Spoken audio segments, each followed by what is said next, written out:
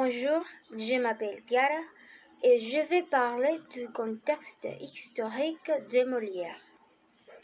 Alors, Molière naît pendant le règne de Louis XIII,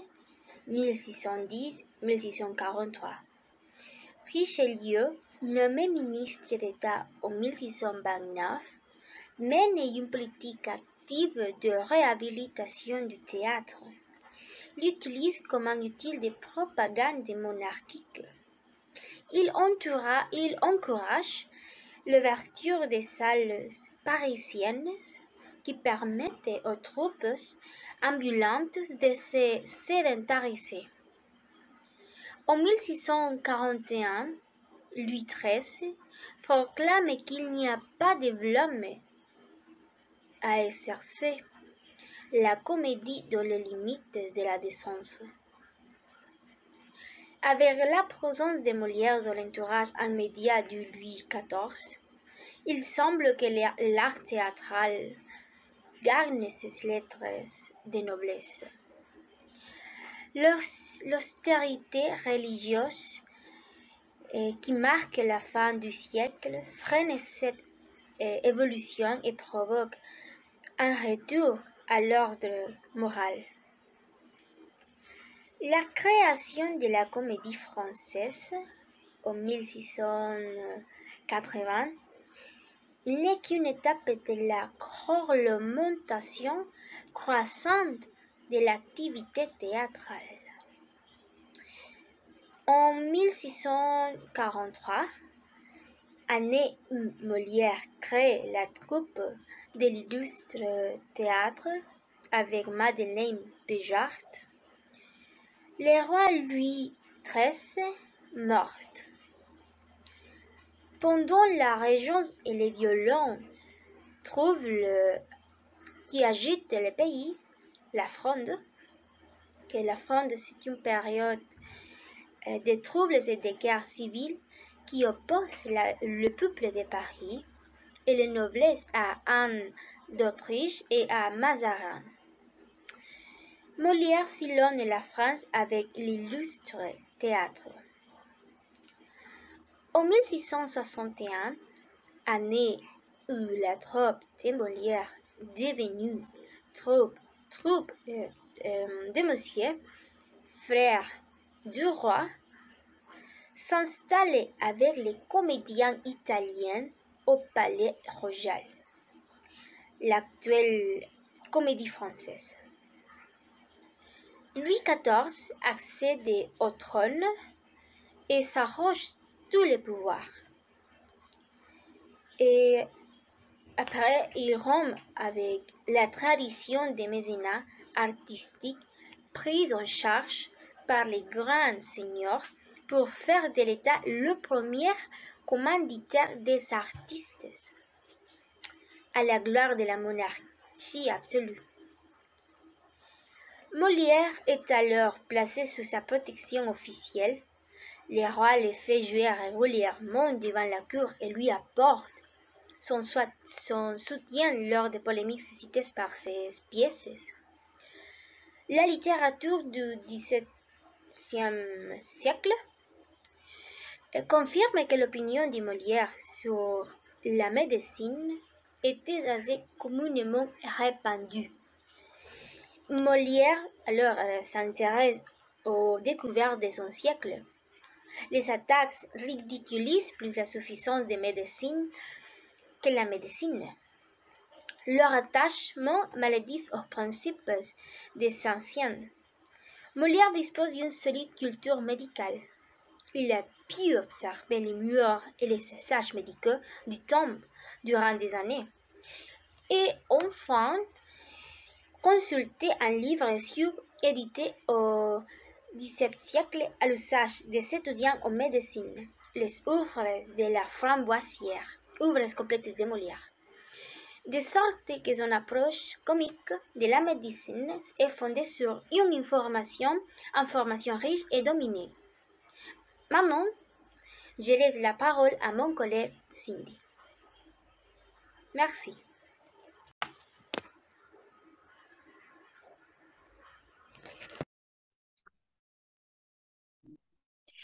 Bonjour à tous, je m'appelle Cindy Bonilla, nous sommes le groupe Molière et aujourd'hui on va vous parler sur la vie de Molière et aussi on va vous expliquer sa trajectoire sur le théâtre et aussi on va vous raconter eh, toutes les œuvres que lui a créées pendant sa carrière comme dramaturge, acteur et poète français.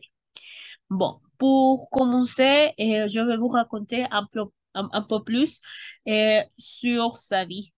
Premièrement, le nom réel de cette dramaturge était Jean-Baptiste Poquelin et il est né le 15 janvier 1622 à Paris en France et il est décédé le, euh, le 17 de février 1673 à Paris en France. Et aussi, on peut voir que le nom de Essen Molière était un dramaturge, acteur et poète français, comme j'avais dit. Et aussi, largement, a été considéré comme l'un des meilleurs écrivains de la langue française et de la littérature universelle. Et bon, on peut voir que Molière était fille d'une famille riche de tapissières parisiennes et il était fille de Marie Crozet et Jean Poquelin, qui était un tapissière ordinaire du roi, fournisseur officiel de la cour et en étoffe d'ameublement et petits mobilier. La mère de Molière est morte quand il avait 10 ans d'âge. Et aussi, en- il a été enterré au cimetière des Innocents. À l'âge de 13 ans, Molière s'inscrit au prestigieux collège de Clermont aujourd'hui dénommé Lycée Louis-le-Grand, qui était géré par les Jésuites. Et à la fin de ses études à Clermont, et Molière a commencé à travailler comme valet de chambre ordinaire et tapissière du roi, et le même métier de son père. Aussi, Molière a étudié la carrière de droit à Orléans, mais on ne sait pas vraiment s'il a obtenu le diplôme. Et donc, dans sa vie, en 1962, Molière a épousé à une jeune femme nommée Armande Veillard. Et elle était la fille de sa maîtresse, de Madeleine Veillard. Dans leur mariage, Molière et Armande ont eu trois enfants et ils s'appelaient Marie-Madeleine Poquelin, Pierre Poquelin et Louise Poquelin. Et pendant les dernières années de sa vie, Molière continue d'écrire et d'interpréter ses meilleures œuvres comme Le Misanthrope de 1666 et qui n'est pas très apprécié dans cette époque. Et Le Médecin Malgré, lui de la même année, et Les Femmes savantes de 1772. Et cependant, sa dernière pièce et sa dernière performance furent les plus mémorables. Et bon, on peut voir que Molière a souffert d'une maladie qui s'appelle tuberculose. Et en 1673, et il souffra à cause d'une toux et d'une hémorragie alors qu'il jouait dans la dernière pièce qu'il avait écrite et qui était curieusement le malade imaginaire. Mais Molière insista Pour terminer le spectacle. Il s'est ensuite effondré pour la 12e fois en raison d'une hémorragie plus importante et il est décédé quelques heures plus tard chez lui. Et bon, pour finaliser, on, on peut voir que à cette époque, la législation française interdisait complètement d'enterrer à les acteurs dans les cimetières pour promouvoir les passions mauvaises. Mais sa femme, Armande, demanda au roi s'il lui accordait des funérailles normales la nuit. Et aussi, on peut voir que le roi a accepté et le corps de Molière est enterré dans la partie du cimetière réservée pour les enfants non baptisés. Et bon,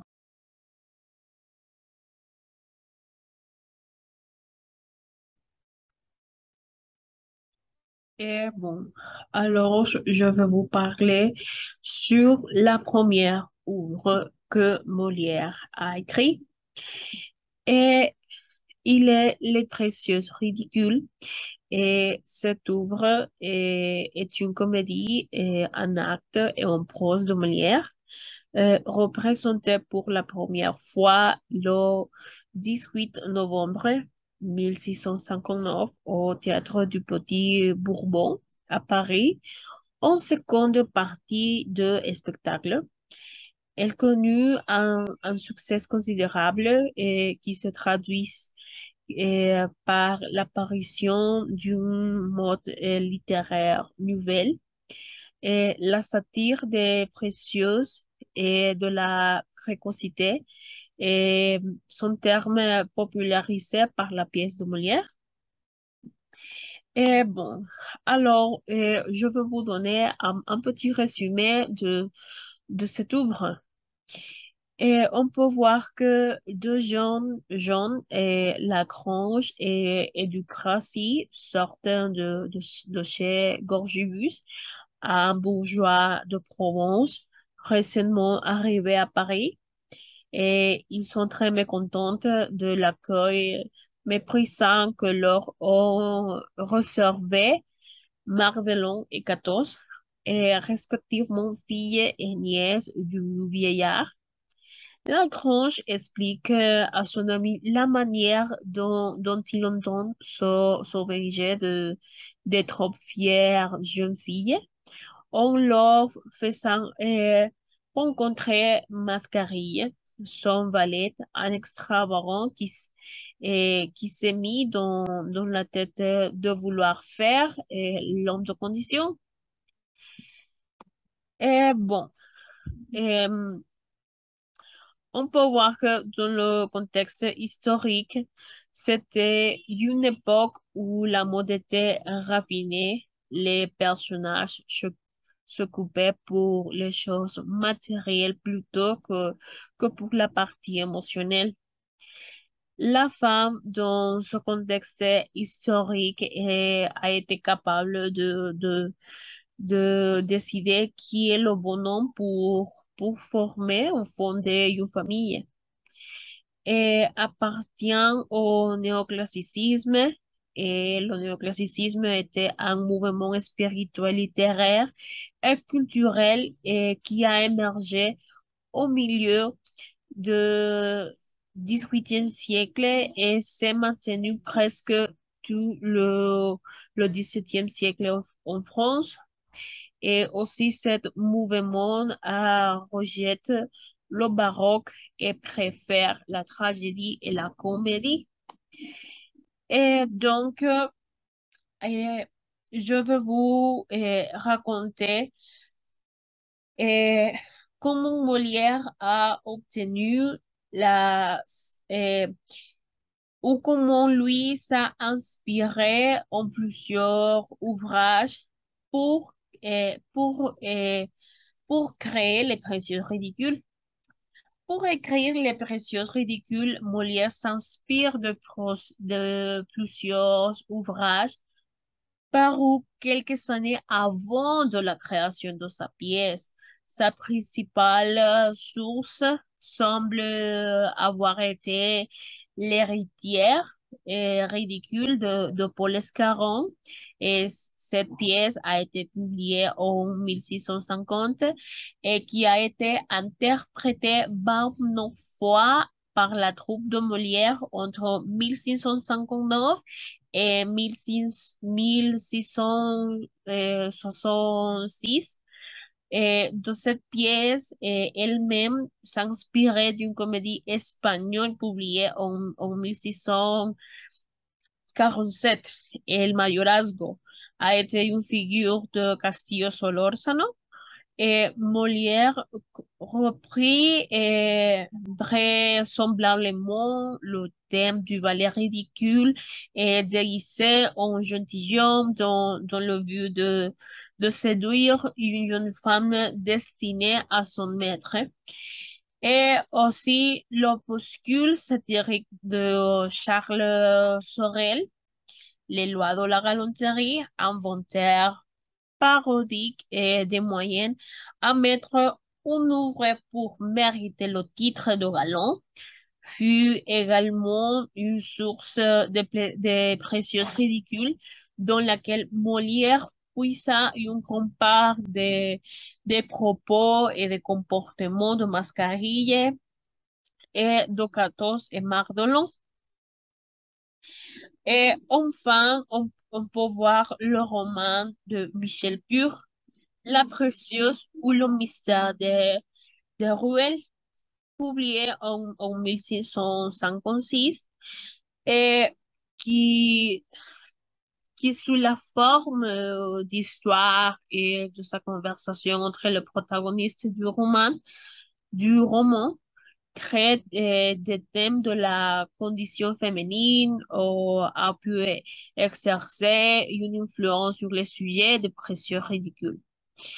Et donc, on peut voir que dans cette pièce écrite en un acte, on peut voir qu'il repose sur un comité de gestes et aptitudes mimiques et qui rend, qui la rend tributaire des acteurs et de leur performance.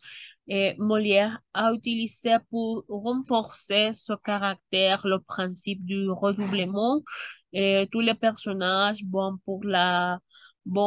par couple, se fait écho du prétendant puisqu'il y a deux jeunes filles à marier et, et, et de Valette.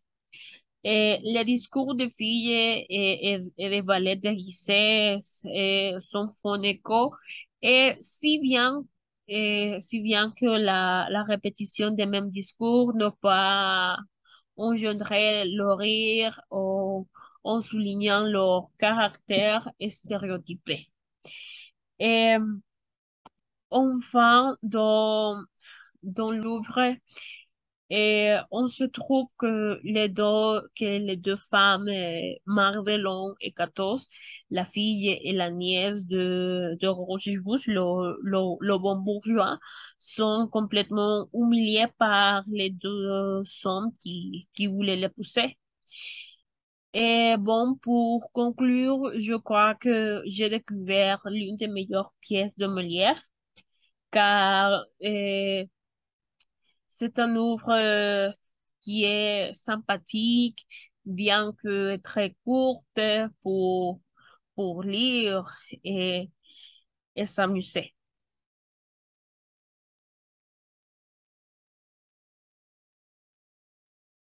Bonjour, je suis Amara Aguilar et je vais vous parler de l'École des femmes. L'École des femmes est une comédie écrite par Molière en 1662.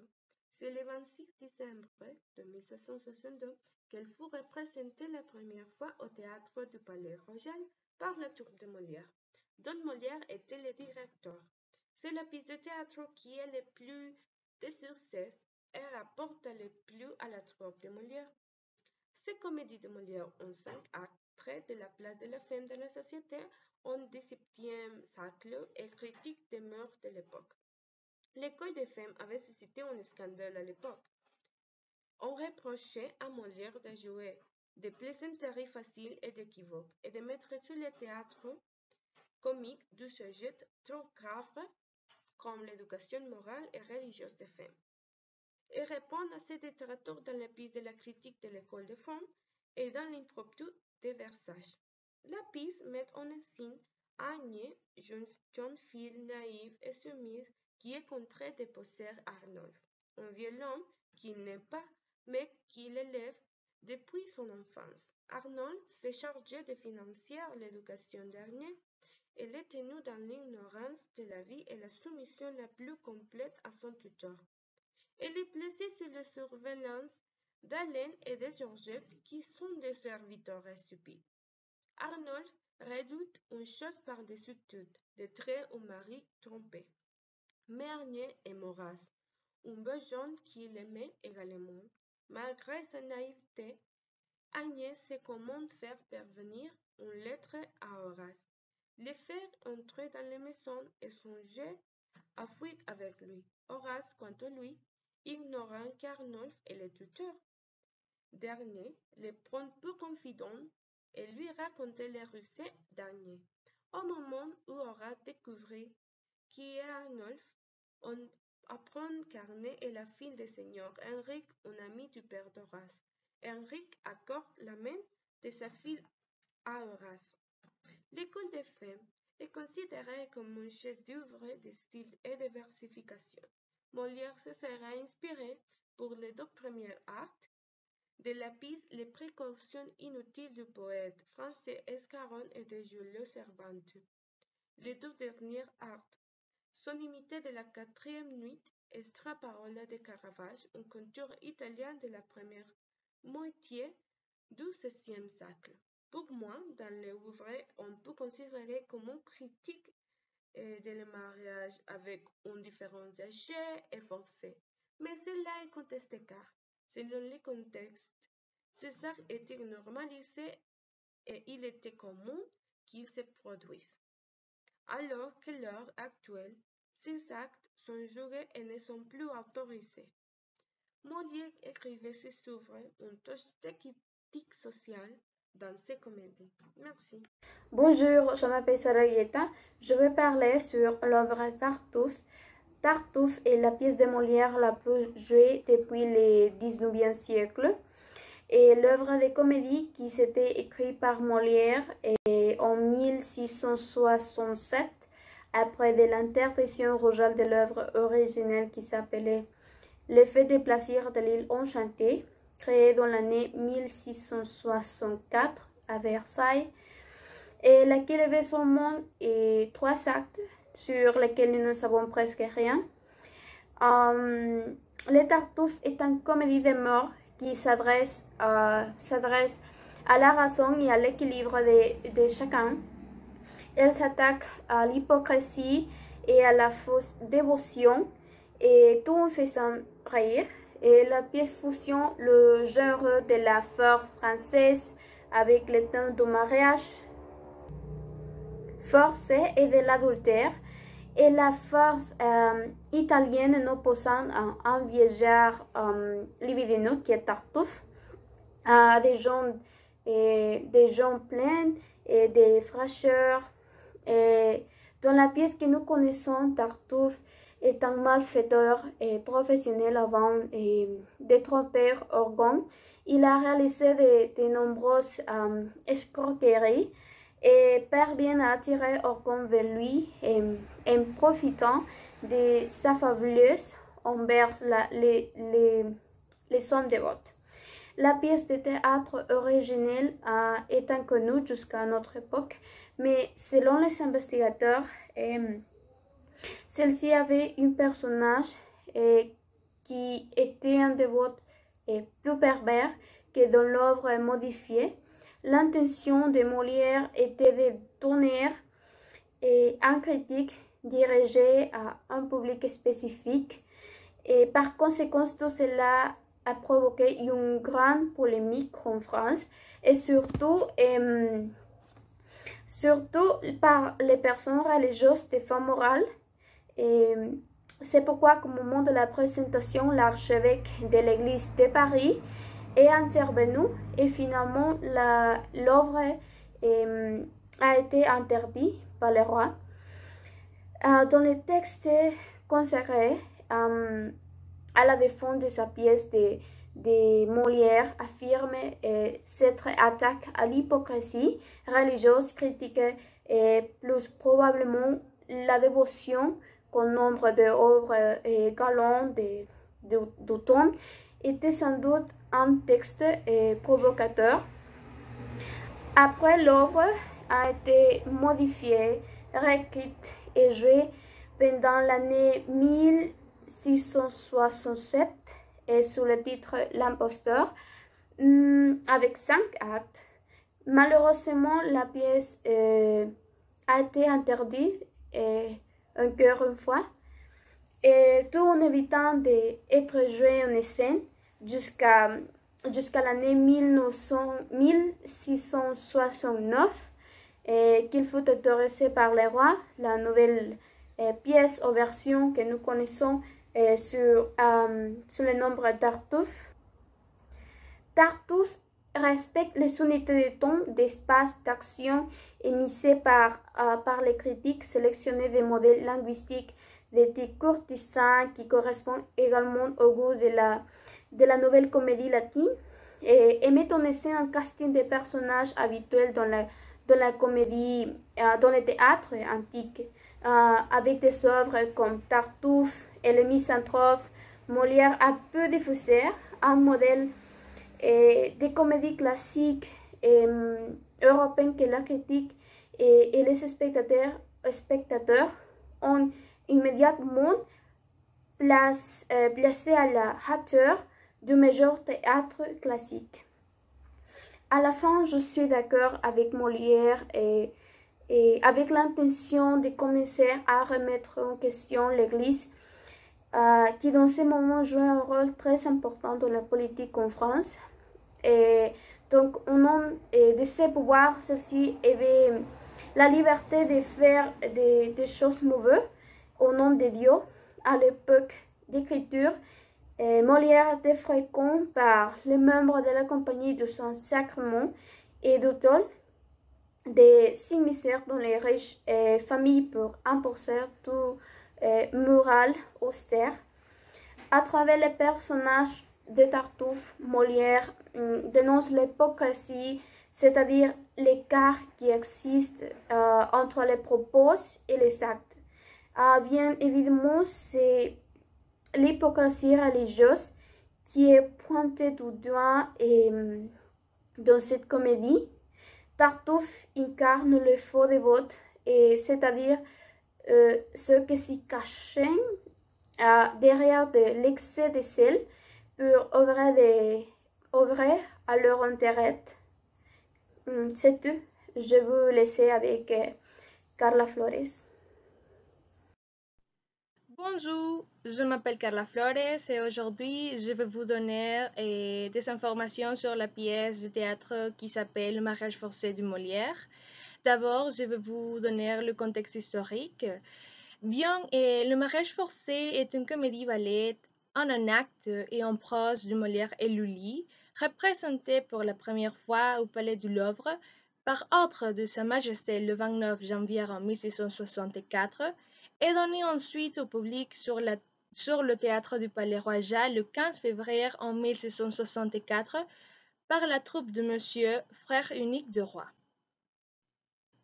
Je vais donner un petit résumé sur cette pièce de théâtre. La comédie raconte l'histoire de Sganarelle, vieux célibataire qui a décidé de se marier avec une jeune fille. Il n'écoute pas le conseil de son ami Geronimo qui tente de l'en dissuader, mais après avoir découvert que la jeune fille est une coquette qui veut se marier pour avoir en pleine liberté d'agir à sa guise, Sganarelle craint d'être cocu s'il se marie et se met en quête de conseils. Il consulte successivement de philosophes dont il ne peut rien tirer, de Septitien, et ces Septitiens sont des bohémiens, qui se rient de lui lorsqu'il leur demande s'il sera cocu, et aussi un magicien qui, plutôt que de lui répondre clairement, fait surgir des démons qui lui font les cornes. Décidé à renoncer au mariage, Sganarelle annonce à son futur beau-père qu'il retire sa parole, mais celui-ci envoie son fils qui, fort et polymorphe, donne à Sganarelle le choix entre battre en duel, recevoir des corps du Veton ou se marier. Le corps du Veton leur force vient vite à accepter le mariage.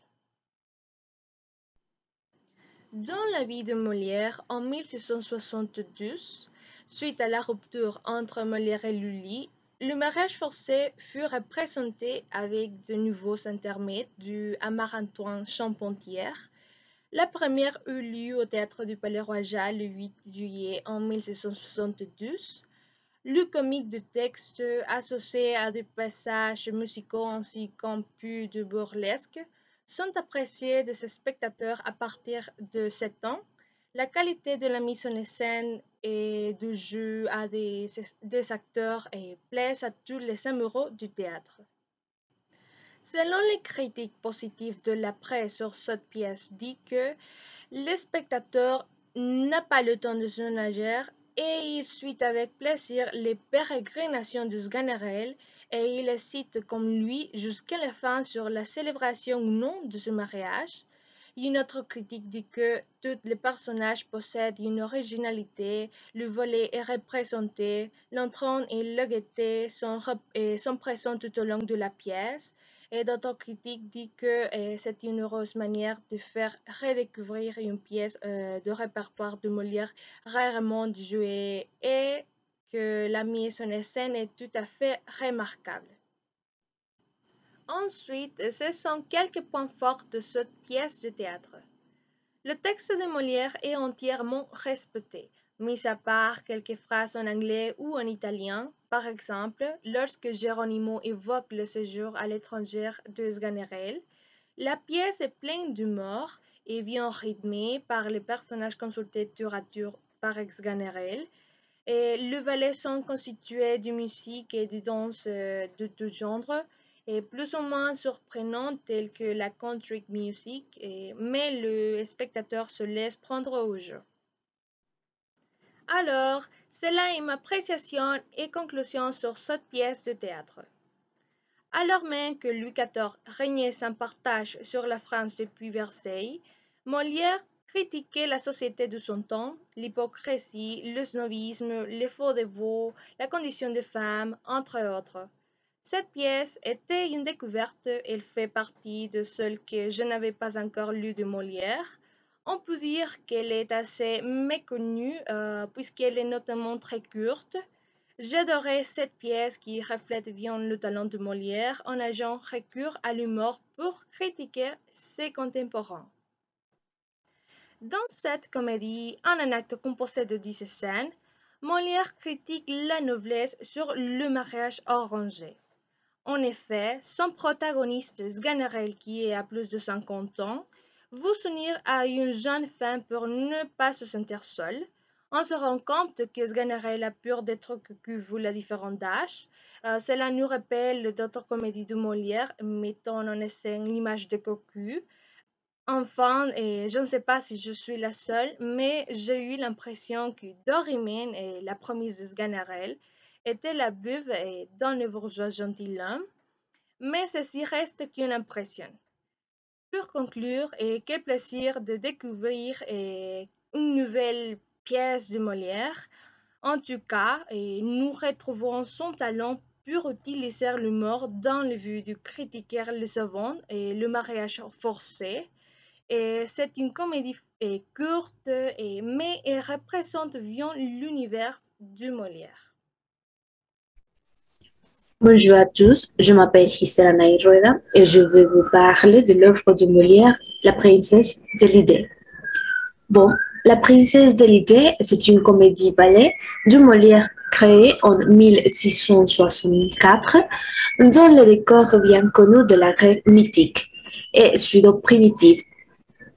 Deux fables pastorales se déroulent une douce intrigue amoureuse sur le thème de l'indifférence glaciale de la belle princesse de l'idée, qui favorise partisan de Diane, désigne et rejette de nombreux prétendants.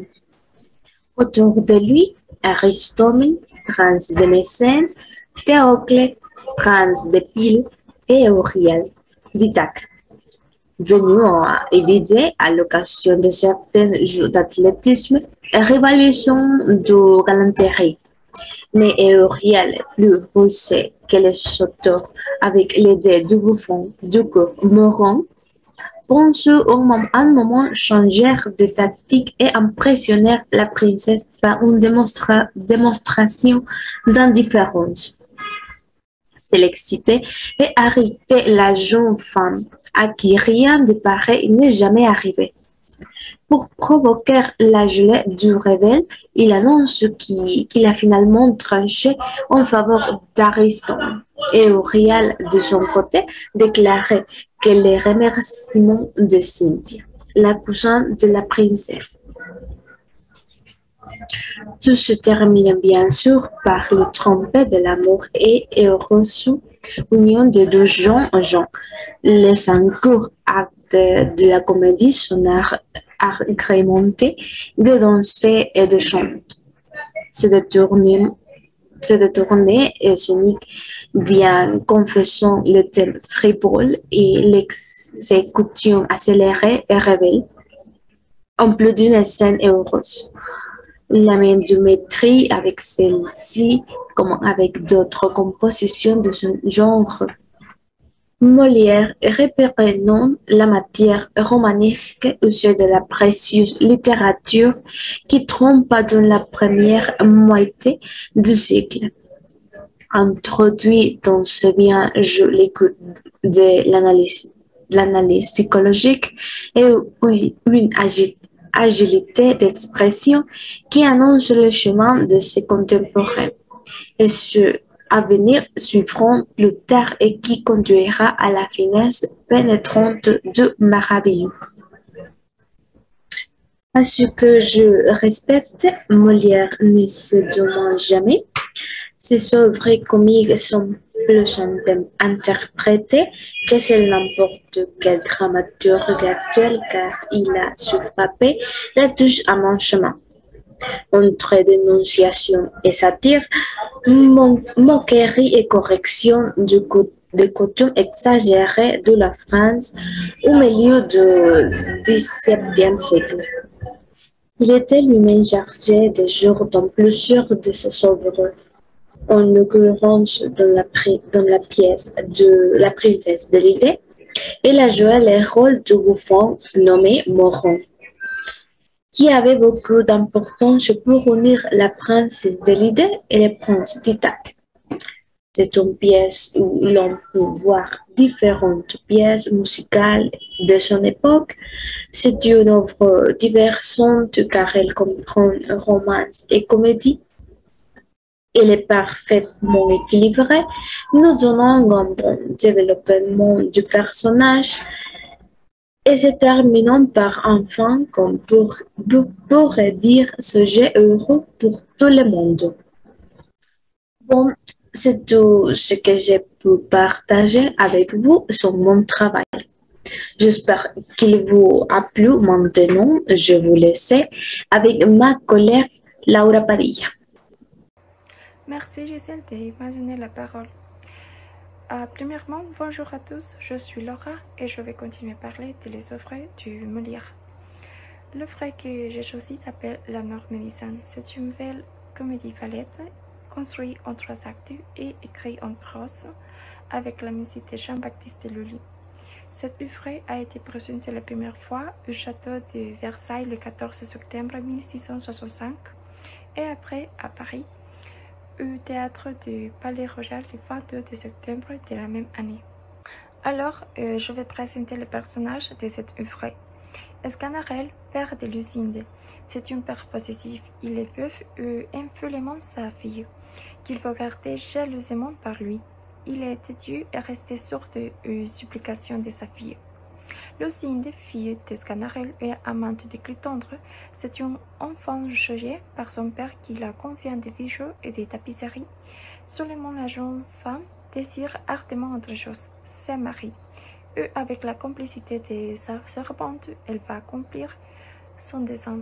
Clitandre, l'amante de Lucinde, c'est un jeune homme d'origine modeste qui a eu une coupe de foudre par Lucinde. Et finalement, Lisette, qui est la suivante de Lucinde, c'est un personnage malicieux. Elle doute de la compétence des médecins. Elle parle sans détour aux médecins et n'hésite pas à leur reprocher leurs limites. C'est le cerveau derrière les stratagèmes qui permettent à Lucinde d'épuiser Clitandre. Et les personnages secondaires, ils sont les médecins, Monsieur Thomé, Monsieur de Fonandré et Macroton, entre autres. Bien, je vais donner le petit résumé. Lucinde, fille de Sganarelle, voudrait épuiser à Clitandre, l'homme qu'elle aime, mais son père refuse catégoriquement.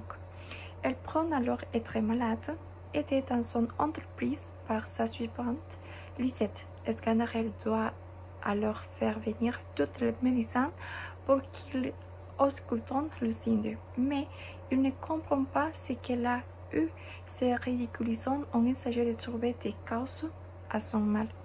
Sganarelle est forcée de constater qu'ils sont parfaitement incompétentes. Lisette le rassure alors en lui apprenant qu'elle connaît un médecin incroyable qui est reconnu par faire des miracles. Sganarelle accepte de le rencontrer. En réalité, c'est Clitandre déguisé en médecin qui se présente au père. Il ausculte Lucinde en lui parlant de mort et déclare à Sganarelle qu'elle a souffert d'une maladie de l'imagination. Le seul remède est de lui faire croire qu'elle se marie. Sganarelle dupée accepte. Lucinde et Clitandre jouent une cérémonie de mariage, mais en réalité le mariage fictif est bien réel. Et Lucinde et Clitandre sont enfin unis et Sganarelle est forcé de l'accepter. Personnellement, j'ai profité beaucoup de lire cette pièce. C'est une comédie exquisite. Une chose que j'aime de Molière est qu'il montre presque toujours dans tous les œuvres une femme qui est très dynamique et très intelligente. Et dans cette œuvre, cette femme est Lisette, un personnage clé dans le développement de l'œuvre.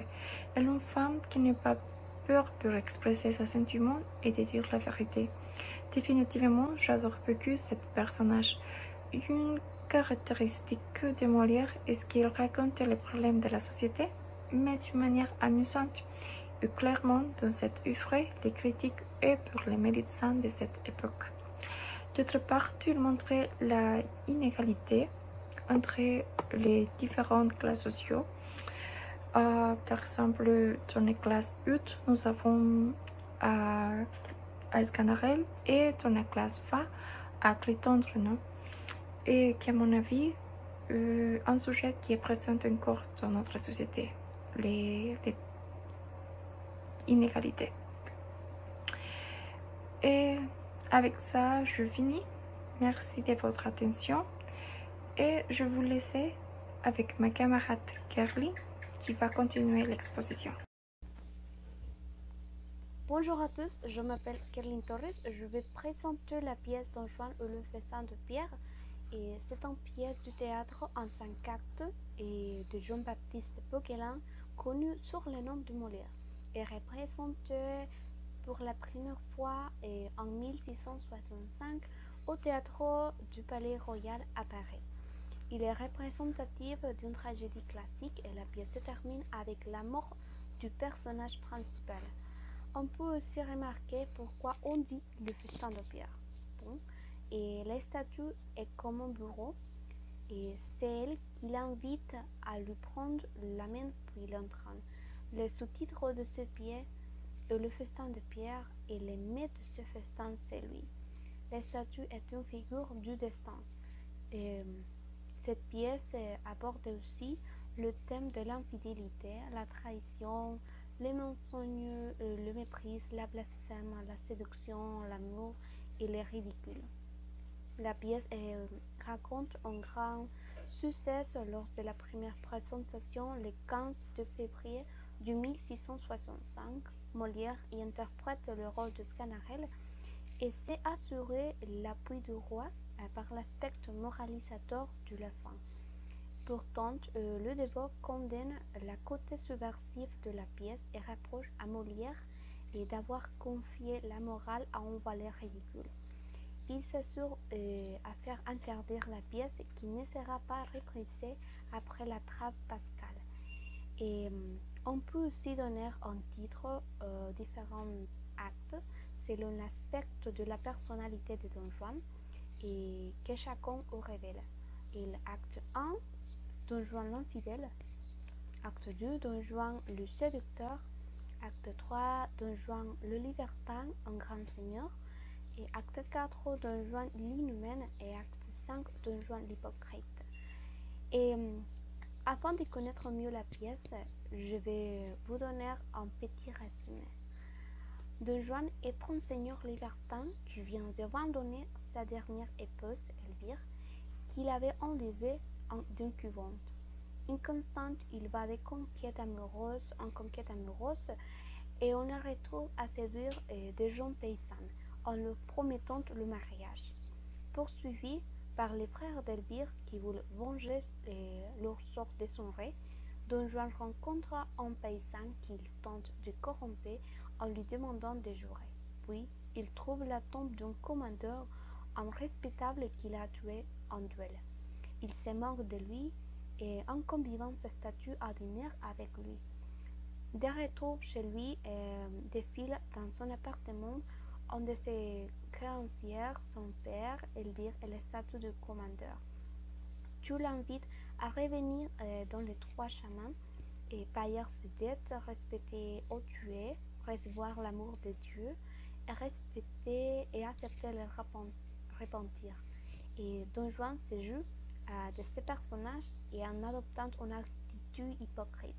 À la fin de la pièce, la statue du commandeur qui représente la puissance divine et punit Don Juan qui frôle sur la scène d'une foi invisible.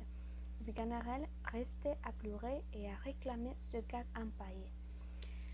Bon, Don Juan est le personnage central, un personnage aux 1000 facettes, aux 1000 couleurs. Grand séducteur, il vit dans l'instant et dans la jouissance immédiate. Seule la conquête l'importe et le mariage ne l'intéresse pas. Son attitude générale est ambiguë vis-à-vis des hommes, des femmes et des vieux, pose la question délicate du libertinage. Fait aux femmes, le libertinage amoureux du héros apparaîtrait notamment. Ses seuls principes sont le plaisir et l'inconstance, et son amour de femme ressemble fort à des misogynes, car elles sont pour lui un simple moyen de flatter sa vanité ou d'affirmer sa volonté de puissance. Fait aux hommes, Don Juan se représente comme un mauvais fil, un mauvais payeur, c'est un être immoral. Or, il est malgré tout homme de valeur, courageux, dénonçant, au contraire, les soi-disant médecins. Les hypocrites et le faux dévote en une virgule satirique. Fait au ciel, son attitude impie et provoque donne à penser parfois qu'il est en fait de quête sinon de Dieu, et du moi et de l'absolu. Quoi qu'il soit, sa vie est celle d'un pécheur impuni qui force l'admiration et voire la sympathie. Et finalement, on peut dire que la pièce de Molière relance l'homicide dans la mesure où le personnage qu'il met en scène échappe à toute définition réductrice. Don Juan est un personnage total, un héros et anti-héros. Il est tour à tour médiocre et grandiose, ridicule et éblouissante. Bon, c'est tout et maintenant je vous laisse avec Ashley qui va vous raconter un peu sur une des autres œuvres de Molière. Et merci beaucoup pour votre attention. Bonjour à tous, je m'appelle Ashley Mendoza, je vais parler de Les Misanthropes. Il s'agit de la 6e pièce de Molière, représentée 34 fois au cours de l'année 1676. L'œuvre reçoit un accueil assez mitigé, ce qui s'explique peut-être par l'aspect sombre et l'introspectif de la pièce, qui tranche avec les autres comédies de Molière. Les personnages d'Alceste souffrent de la solitude au sein de la société et la satire passe au second plan, donnant à cette pièce une atmosphère plus proche du drame que de la comédie. Les sous-titres de la pièce. La travers amoureux fait d'ailleurs directement référence à cette mélancolie qui imprègne l'œuvre.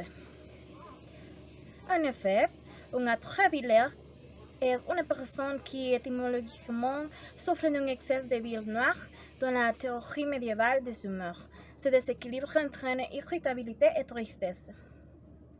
Cette référence rapproche Alceste de notre rang mélancolique de l'histoire du traître Hamlet. Il raconte l'histoire des amours contrariés d'Alceste, amoureux d'une jeune femme pleine de gaieté à la langue bien pendue, qui nécessite de tourner en dérision son caractère imprécieux. Découvrant l'infidélité de son amante, il décide d'isoler définitivement de la société humaine. Je vais parler un peu du contexte historique de Les Misanthropes. Les Misanthropes se déroule dans l'aristocratie parisienne. Cette grande comédie en 5 actes est écrite en vers comme une tragédie.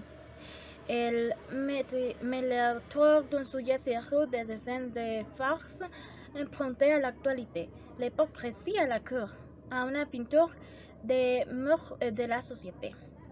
Les Misanthropes est une comédie de Molière en 5 actes et va représenter pour la première fois le 4 juin de 1676 sur la scène du Palais Royal. Les Misanthropes parlent de 2 thèmes.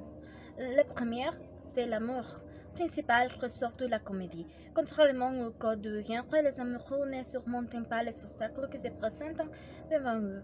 Au contraire, les errements de Célimène conduisent même à une rupture définitive. La jeune femme, au début entourée de prétendants, se retrouve seule. Le deuxième thème, la flatterie et l'hypocrisie. Avec le Misanthrope, Molière met en lumière un problème de société par la satire. Il critique les rapports sociaux biaisés pour l'ambition et le goût pour le commérage. Au-delà de l'aspect comique du sujet, la pièce aborde une question d'éthique.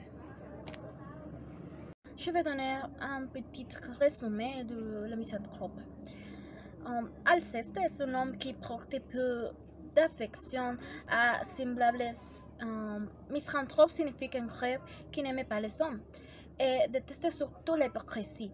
Discutant avec lui, son ami Philinte fait l'éloge de la prudence et de la nécessité de mensonge en société.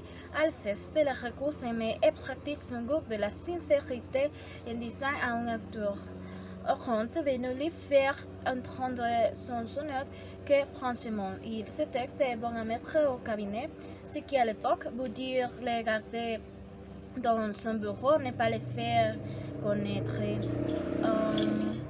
Il dit à Oronte préférer une vieille chanson populaire, la chanson du roi Henri.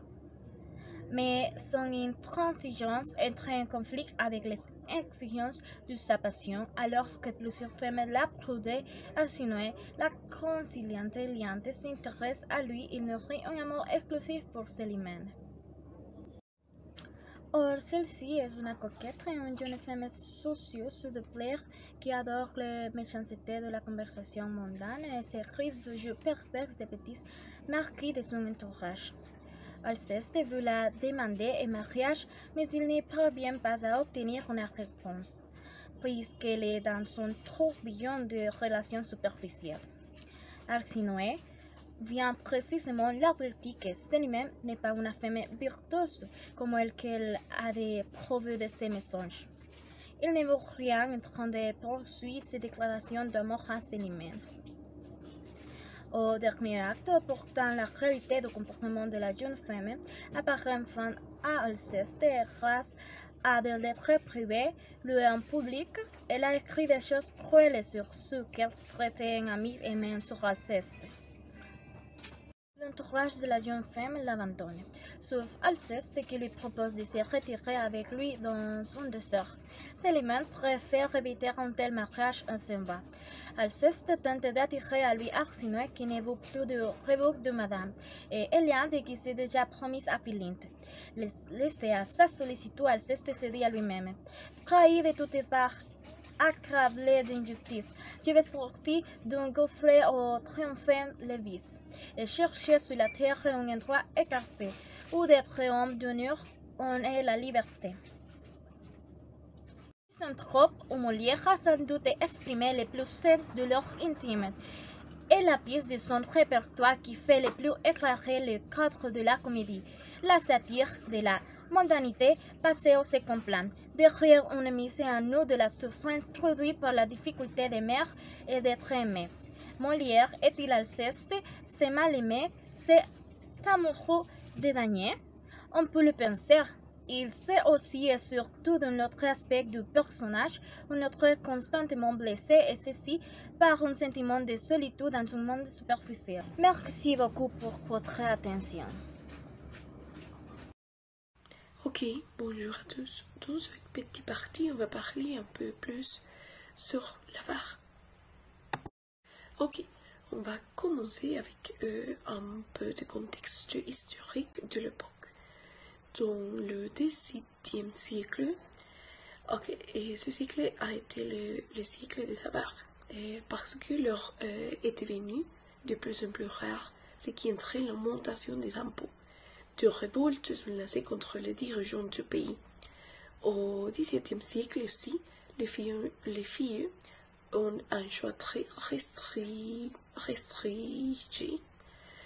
parce que les couvents ou les mariages qui étaient souvent arrangés, malgré cela, ils ne pouvaient pas se marier tant que les travaux agricoles n'étaient pas finis et que les familles ne s'étaient pas arrangées pour fixer le montant de la dot. Ok, historiquement, par rapport à l'histoire, cette pièce raconte l'histoire amoureuse des clientes de sa cour, et elle s'appelait Élise. Malheureusement, le père Apargon, qui c'est l'Avare dans ce cas, n'est pas d'accord avec le choix. Il souhaite qu'Élise se marie avec Anselme, alors qu'il est un Valère.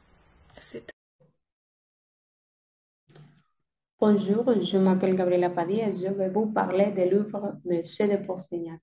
Bon, Monsieur de Pourceaugnac est une comédie-ballet en 3 actes en prose, écrite par le dramaturge français Molière, sur une musique de Jean-Baptiste Lully. Cette pièce a été jouée pour la première fois le 6 octobre 1669 par la compagnie de théâtre de Molière au château de Chambord à la cour du roi Louis XIV. Dans les œuvres de Molière, M. de Pourceaugnac se situe chronologiquement après l'Avare, écrite en 1668 et avant les Amants magnifiques créés en 1670. C'est l'une des 2 comédies-ballets de Molière et l'une des 4 pièces produites pour la cour du roi. En contexte historique, l'œuvre comme Le Chevalier bourgeois, avec en plan de sa terre la bourgeoisie riche, qui, grâce aux biens matériels accumulés, pouvait se permettre un style de vie qui jusque-là avait été réservé à la bourgeoisie. Cependant, selon les nobles de l'époque, le comportement de la bourgeoisie était profondément différent de celui de la noblesse et pour cela, il était méprisé. Les riches bourgeois fraîchement anoblis pouvaient concurrencer victorieusement le gentilhomme sur le plan matériel, mais il leur fallut du temps pour se comporter comme de véritables nobles. À la cour, ils risquent constamment d'être remis à leur place car il ne pouvait pas rien contre ces armes terribles qui représentent le ridicule et le mépris. Plusieurs pièces de Molière, comme M. de Pourceaugnac, constituent de belles illustrations de ce racisme de classe. Un petit résumé de cette œuvre. M. de Pourceaugnac était un gentilhomme innocent qui est arrivé dans la capitale où il doit épouser Julie, la fille du vieux Oronte. Bon, mais la jolie Julie est amoureuse d'Éraste, un jeune homme mieux accordé à son âge et à son goût. Ces deux amants sont aidés par deux intrigants, Nérine et Sprigani, qui mettent en accord en place un redoutable stratagème visant à faire passer Pourceaugnac pour fou. D'autre part, Vernet Tournebullet, il y portera son atteint où sa personnalité et rentrera à Limoges, travesti en femme pour fuir ses sillons. Bon, M. de Pourceaugnac est la 8e comédie-ballet de Molière et l'une des plus abouties sur les rapports qu'entretient musique, danse et comédie, où nous retrouvons le thème cher à Molière comme l'argent, l'amour et maladie, et qui connaît un succès immédiat annonçant la naissance de l'opéra français où l'on retrouve cette même intrigue facile. En effet, Molière, qui jusqu'ici intéresse la musique dans ses pièces sous forme d'intermède cloisonné, venant ponctuer l'histoire. Opère dans M. de Pourceaugnac une véritable fusion de genre entre musique et action, et on passe très naturellement dans certaines scènes de la musique au texte et du texte à la musique, du langage parlé au chant. Molière et Lully parviennent à tirer des effets comiques exceptionnels en utilisant notamment la musique dans les scènes burlesques, et on apprend dans cette pièce un niveau exceptionnel de comique musicale. Les influences pour écrire M. de Pourceaugnac, on a que l'influence occitane chez Molière ne se fait pas ressentir par le seul prisme du théâtre de Vessier, mais également par celui de l'école baroque toulousaine de son chef Pierre Goudouli et celui du théâtre provincial Avignon, en partie héritier des sourds de Claude Prieux. Un autre influence majeure qui se retrouve tant chez Molière que chez l'ensemble du théâtre occitan du XVIIe siècle est celle de la commedia de l'art, et dont les personnages emblématiques du capitaine semblent ici trouver un nouvel écho auprès du personnage de M. de Pourceaugnac.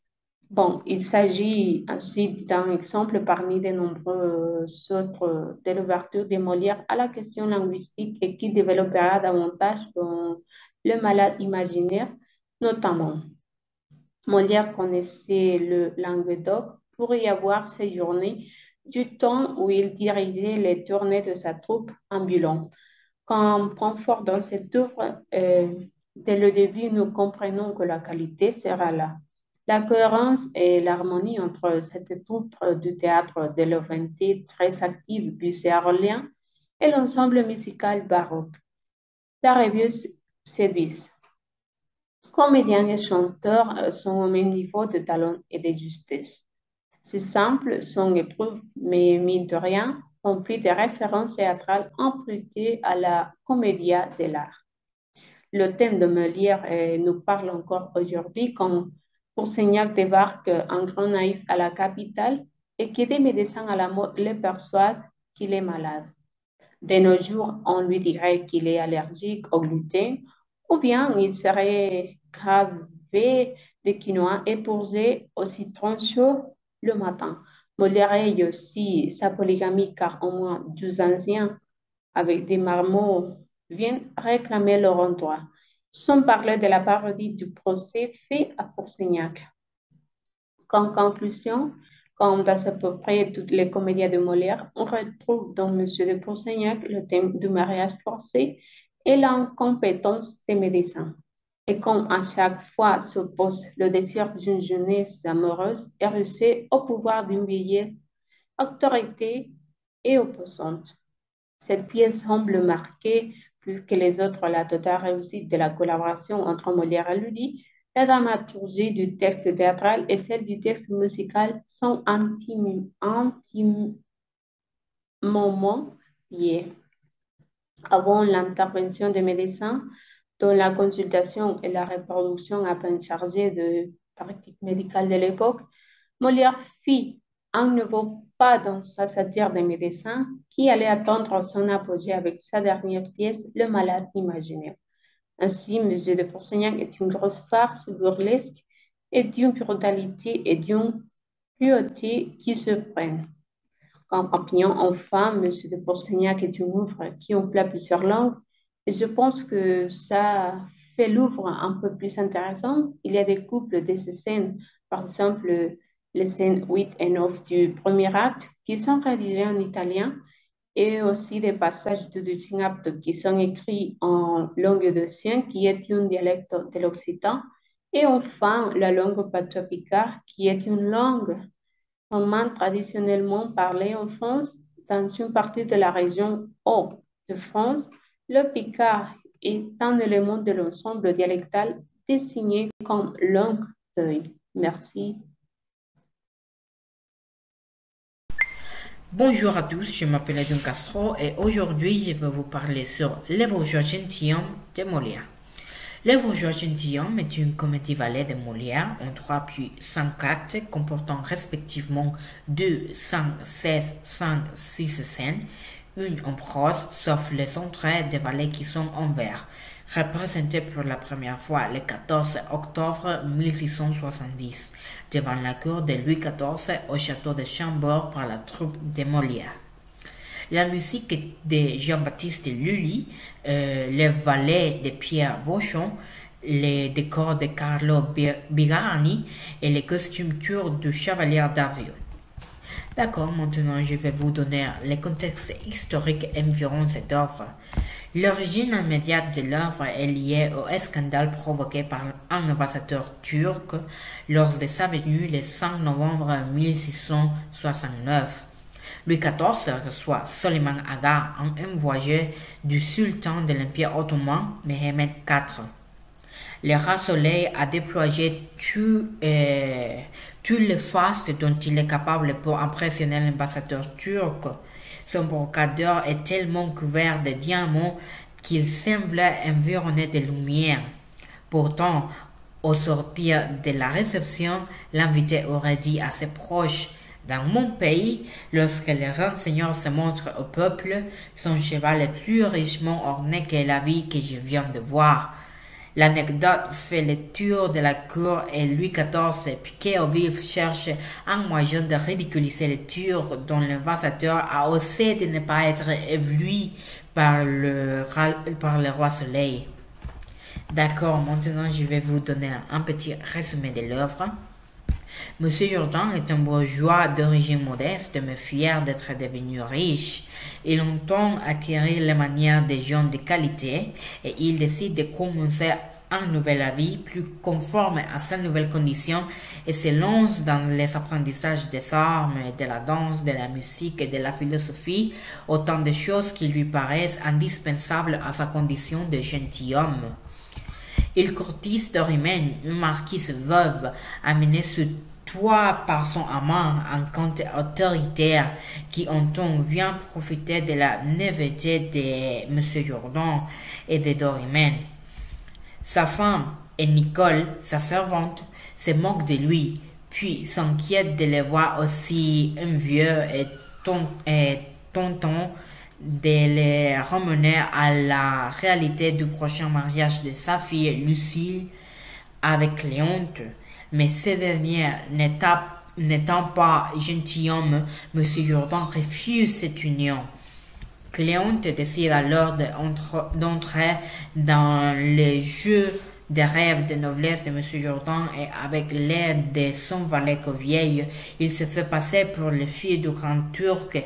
Il obtient ainsi le consentement de M. Jourdan qui se croit parvenu à la plus haute noblesse après avoir été promu Mamamushi lors d'une cérémonie turque burlesque organisée par les complices de Covieille.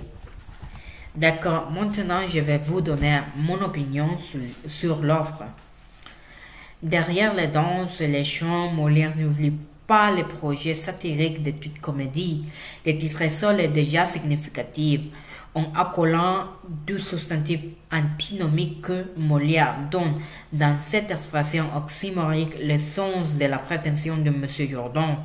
Celui-ci donc se bourgeois qui se pique de devenir gentilhomme et de mimer pour se faire tous les attributs de la noblesse. La critique est sévère car l'argent n'achète pas les prestances.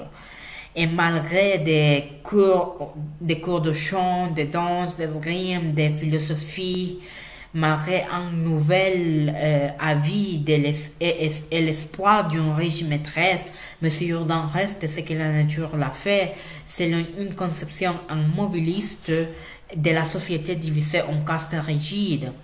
Molière moque aussi les nombreux bourgeois qui, de son temps, profitaient de leur enrichissement pour accéder à un degré social supérieur.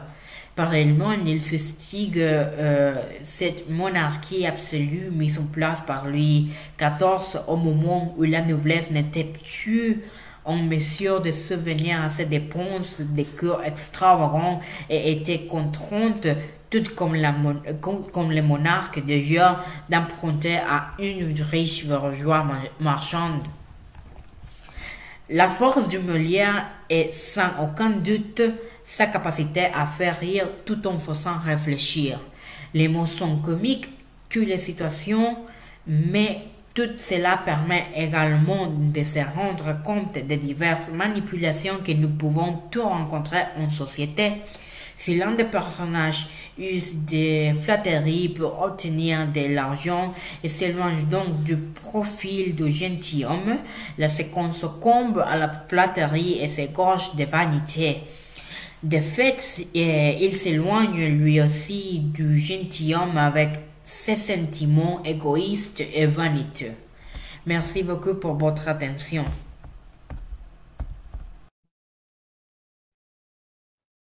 Bonjour, je m'appelle Gisèle Saguir et je vais vous parler sur l'œuvre Les Amants Magnifiques.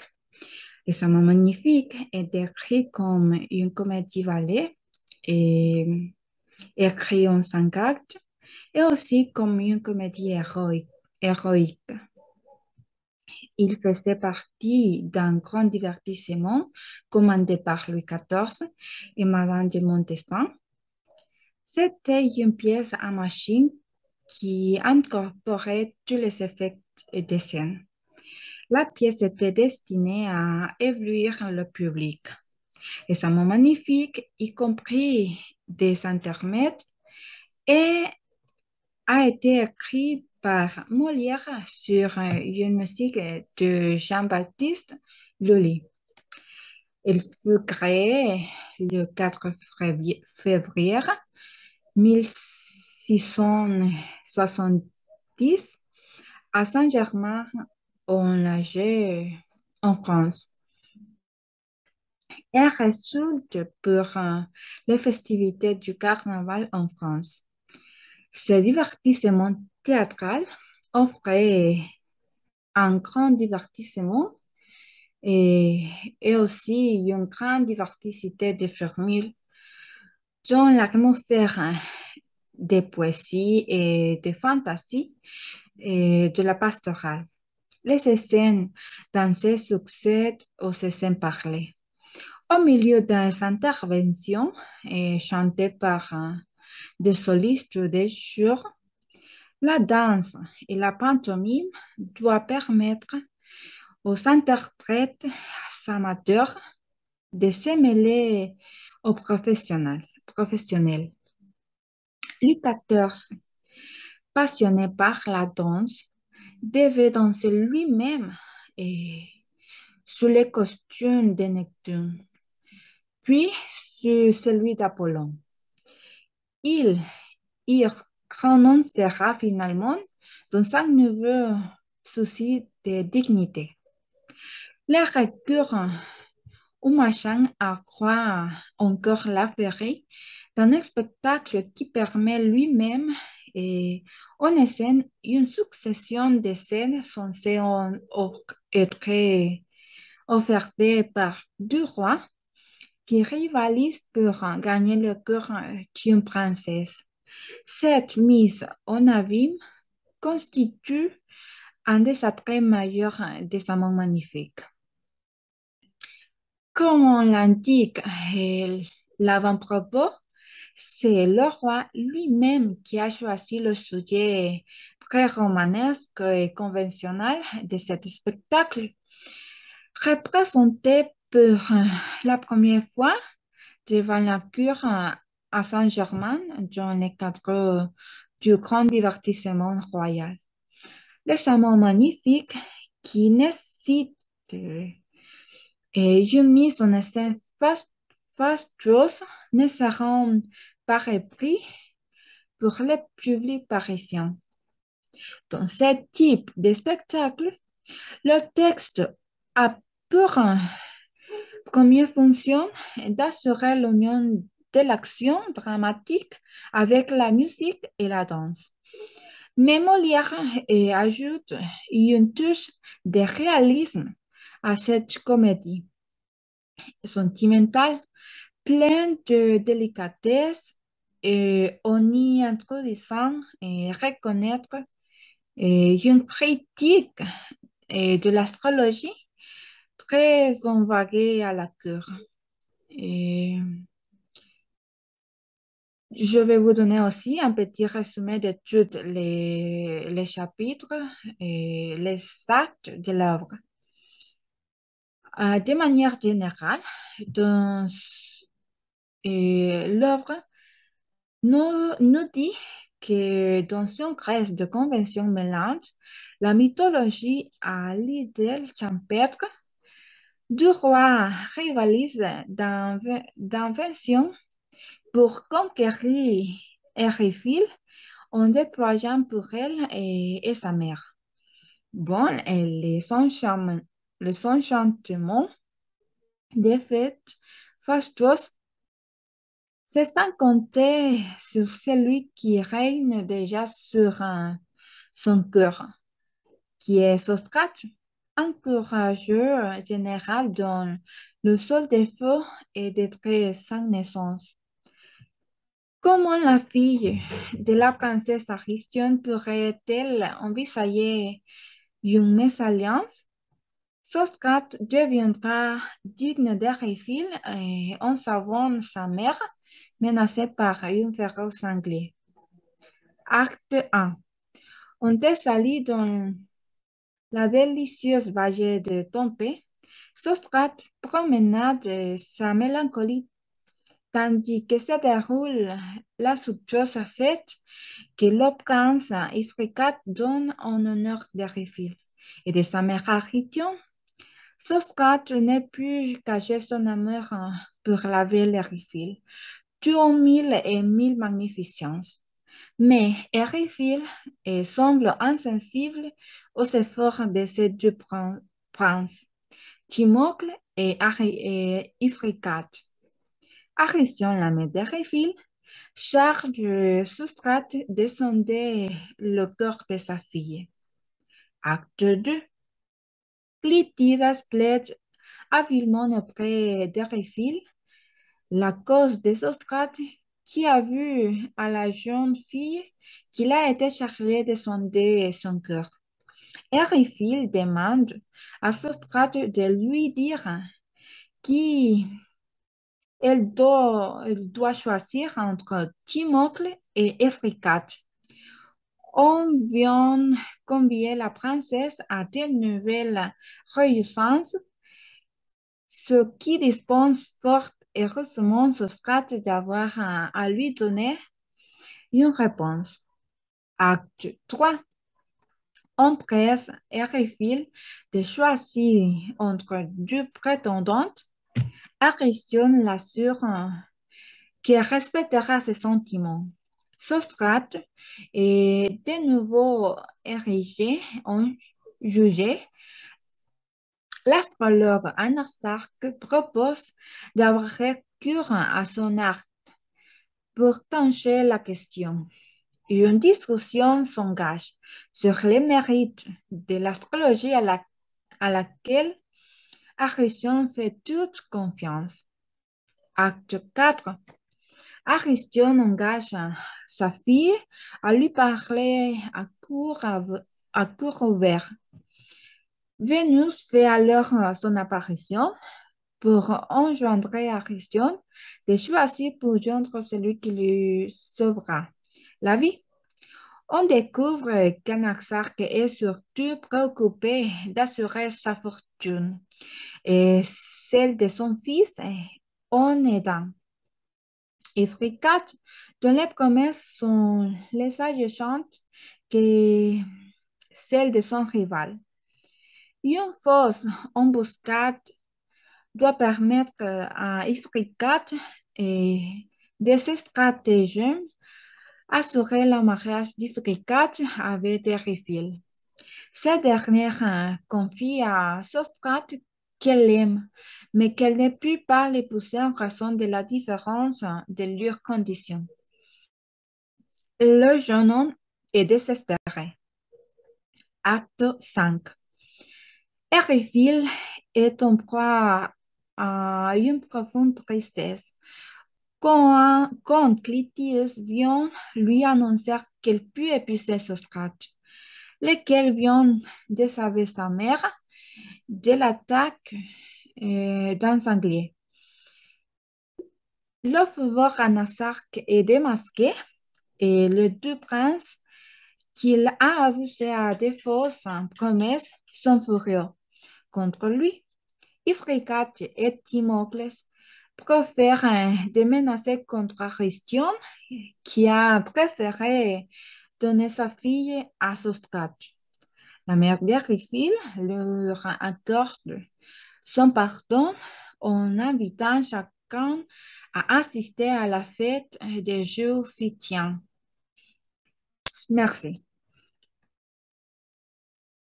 Bonjour, je m'appelle Tiara et mon œuvre de théâtre c'est Les Femmes Savantes, créé en 1672. Contexte historique, Les Femmes Savantes est une pièce de théâtre en 5 actes et en verse de Molière, comédie de mœurs portant notamment sur l'éducation des filles, mais aussi critique des pédants de tous poils, créée au théâtre du Palais Royal le 11 mars 1672, comme j'ai dit, un an avant la mort de l'auteur. Elle est l'aboutissement d'une réflexion de plusieurs années et dont l'inspiration se nourrit de l'air du temps. Certains personnages et certains thèmes se retrouvent en effet dans d'autres œuvres de Molière et de ses contemporains. Alors, l'histoire. Dans le troisième quart du XVIIe siècle, dans une famille bien comme il faut, proche de la cour, Trisotine, un faux savant, tente de séduire et manipuler 3 femmes d'une même famille. La mère, Philamente, sa belle-sœur, Bélise, et une de ses 2 filles, Armande, avec force poème et une façade d'érudition. Il vit surtout les porte-monnaies de ces dames. Le reste de la famille, le père, Chrysale, son frère Riste et la fille cadette, Henriette, essayent de leur faire prendre conscience de la manipulation. Donc, Clitandre, enfin, a longtemps courtisé Armande, mais concurrencé par son goût de la philosophie. Il s'est finalement rabattu sur la sœur Henriette, mais Philamente, la mère, préférait qu'Henriette épouse les deux de Trisotine. Bien, pour entrer dans toute l'histoire, et cette comédie raconte l'histoire d'une famille dont les principales femmes sont mère, belle-sœur et une des filles, vivent surtout sous l'influence d'un savant qui en réalité ne l'est pas. Ainsi, Philamente, Bélise et Armande se retrouvent souvent captivées par des poèmes et d'autres histoires savantes de cet homme, alors que tout ce qui intéresse les faux savants est l'argent de la famille. Alors qu'elles ne se rendent pas compte de grandes choses, le mari, et son frère et une autre des filles ont compris les petits jeux du faux savant. Mais Chrysale, Ariste et Henriette n'ont pas l'intention de s'y opposer ouvertement. Clitandre et Henriette veulent se marier ainsi. Au départ, Clitandre courtisait Armande, la sœur. Ainsi donc, Clitandre et Henriette veulent le soutien de toute la famille.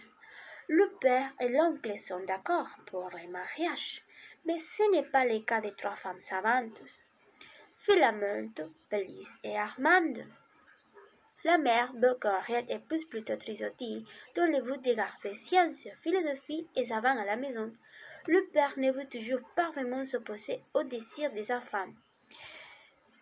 Enfin, c'est Ariste qui déjoue le double jeu de Trisotile et le mariage peut avoir lieu. Bien, à mon avis, dans cette comédie, Molière ne prétend pas se moquer des femmes. Il ne veut pas non plus aller contre l'éducation des femmes. Ce qu'il veut est plus subtil. Molière aimerait que les femmes éduquées sachent, tout de même, garder une certaine modestie. Les femmes savantes, c'est une comédie joyeuse, pleine de finesse, mais où les mœurs sont très bien présentées. Avec Molière, on retrouve toujours des amoureux, un couple qui s'y dispute, des gens de bon sens et des profiteurs, le tout dit avec mort et malice. Cette pièce de théâtre est écrite en verse, en alexandras et elle a une forte musicalité. Les compétences langagières de Molière sont incontestables. Les codes sont là, amour, exaltation, désespoir, grivoiserie. En conclusion, on peut dire que dans les femmes savantes, tous les éléments sont réunis, aussi bien des formes que des formes, pour parler d'une vraie perle de la littérature. Merci. Bonjour à tous, je m'appelle Rix Ramirez et maintenant je vais présenter la pièce littéraire de Jean-Baptiste de Molière, Les Malades imaginaires. Bon, Les Malades imaginaires, c'est la dernière œuvre dramatique écrite par Molière le 10 février 1673 par la troupe du roi sur les scènes du Palais Royal à Paris. Et c'est une comédie ballet présentée en 13 actes et en fait a été la dernière comédie de Molière puisque à la quatrième représentation de la même, Molière qui jouait le rôle d'Argan est vraiment malade. Ces comédiens comprenant que leur chef est vraiment mal en point ferment le rideau et il est trasladé à son maison où il est mort quelques heures plus tard, entouré de sa femme Armande de Villard et quelques personnes.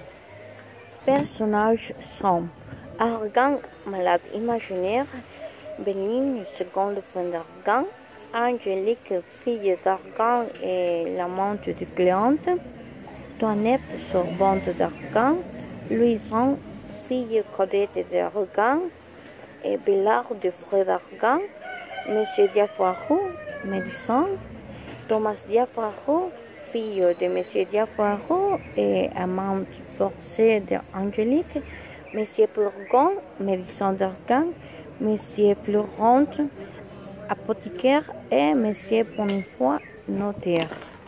En résumé, la pièce tourne autour d'Argan, les malades imaginaires. Il est épousé par son second du mariage, Béligne, qui fait semblant de lui procurer des soins sensationnels, mais en réalité, il n'attend que la mort de son mari pour hériter de sa fortune. Il se fait des saignes et des purges et absorbe toutes sortes de remèdes prescrits par des médecins pendant plusieurs jours que d'être agréable à leurs patients que de participer à l'amélioration de sa santé. Pour le grand-père, Toinette, sa servante, se déguise en médecin et lui dispense de nombreux conseils ironiques et manquants par la profession. Angélique, sa fille, est Cléante, ce qui contraire Argan, car il préférait la voir épouser Thomas Diafoirou, lui-même médecin. Pour le tireur d'affaires, tournait rarement de Argan de faire les mortes. Sa fin, appelée par Toinette, manifeste devant celui qu'elle croit morte, s'ajoute dont être débarrassée.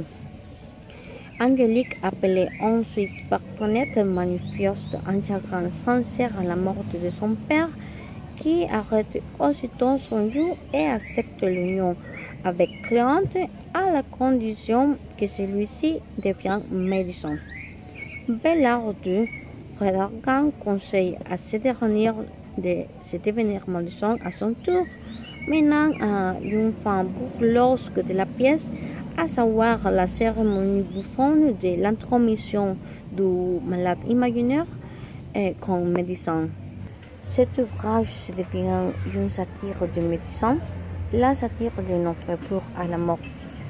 Or, la thématique du médecin est déjà présentée dans le théâtre du Moyen-Âge et se retrouve tout aussi bien dans les pièces de la comédie de l'art que dans le théâtre français du XVIIe siècle. La critique de la médecine universelle est fréquente en Europe occidentale lors de la révolution scientifique du XVIe et XVIIe siècle, mais surtout la pièce manque du roi né hypochondriaque qui est prête à tout croire de son médecin. En France, XVIIe siècle, période pendant Molière écrit ce texte, le classicisme codifiait la comédie et l'impose en tant que genre. Bon, finalement, la morale du malade imaginaire, c'est qu'Argan pense que la malade et la mort le menacent de façon permanente. Et comme je l'avais déjà dit, le malade imaginaire est une satire, c'est-à-dire un écrit dans lequel l'acteur fait une critique d'une époque, d'une politique, d'une morale. Et dans cette pièce, Molière attaque directement à la médecine. D'accord, pour finir, je vais vous donner les conclusions pour cette présentation. Les conclusions vont être des 5 aspects négatifs et 5 aspects positifs du Molière comme dramaturge ou comme écrivain. Premièrement, les aspects négatifs. D'accord, au début, le grand succès de Molière a été impulsé par ses influences comme les rois et les grands nobles. Donc, sans ces influences, peut-être que Molière n'aura pas eu le même succès. Aussi, il y a des aspects dans ses œuvres qui ne sont pas politiquement et moralement corrects aujourd'hui. D'accord, dans quelques œuvres de Molière, il y a des patrons répétés. Par exemple, dans Les bourgeois gentilshommes et Le malade imaginaire, les personnages principaux ont été arnaqués. Et aussi, Molière a copié ou adapté quelques passages de dramaturges espagnols et italiens. Et pour finir avec les négatifs, Molière n'était pas trop bon dans la tragédie. D'accord, maintenant je vais vous donner 5 aspects positifs de Molière.